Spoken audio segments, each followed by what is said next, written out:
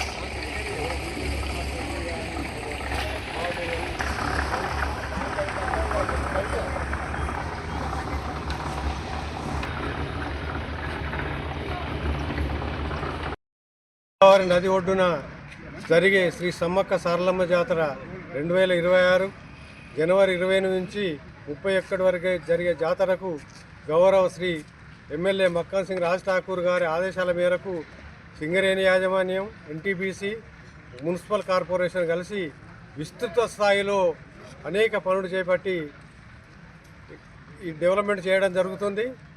వారి ధైర్య సాహసాలకు ఇవాళ మేము హాట్సాప్ కమిటీ అంతా మేము వారికి రుణపడి ఉంటాం. ఎందుకంటే ఇక కానటువంటి పనులను కూడా వాళ్ళ దగ్గరుండి ఆదేశించి కంపల్సరీ ఈ టైంకు కావాల్సిందే అని వారు ఎమ్మడిపడి పనులన్నీ చేయిస్తున్నారు. కాబట్టి వారికి మేము జీవితాంతం రుణపడి ఉంటామని కమిటీ తరఫున ముఖ్యంగా చెప్పుకుంటున్నాం.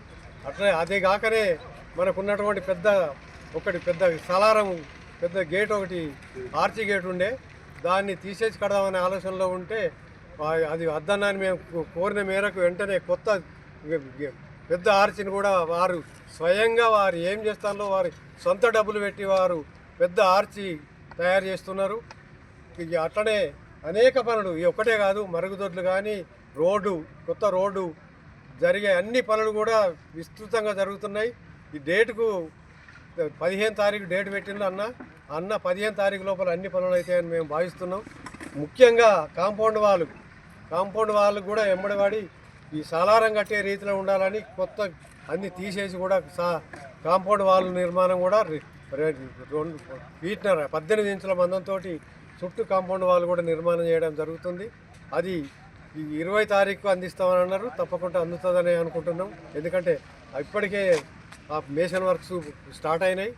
ఇవన్నీ ఈ కాంపౌండ్ వాళ్ళు బండ వేయడం, గ్రానైటు, ఈ గ్రిల్స్, మొత్తం అన్ని పనులు కూడా అవుతాయని మేము భావిస్తున్నాం. కాబట్టి వారికి ఎల్లవేళలా మేము రుణపడి ఉంటాం. దీనికి సింగరేణి సీనన్న, బాలరాజు గారు ముఖ్యంగా టైం అంతా ఇక్కడ ఉండి టైం వెచ్చించి సింగరేణి తోటి ఎప్పటికప్పుడు కోఆర్డినేట్ చేసుకుంటా ఇక్కడ పనులు, సామాన్ తేవడం, పైపులు, ఇందులో లేనటువంటి సామాను కూడా వాళ్ళు తెచ్చి ఇక్కడ ఈ పనులన్నీ జరిగేటట్టు చూస్తాం. కాబట్టి వారికి కూడా మేము మా కమిటీ తరఫున ధన్యవాదాలు తెలుపుకుంటున్నాం. ఈ అతి త్వరలో ఇప్పటి నుంచి అన్ని పేపర్స్ కూడా దీన్ని పబ్లిసిటీ చేసి ముందుకు తీసుకెళ్లాలని కోరుకుంటున్నాం. జై మక్క.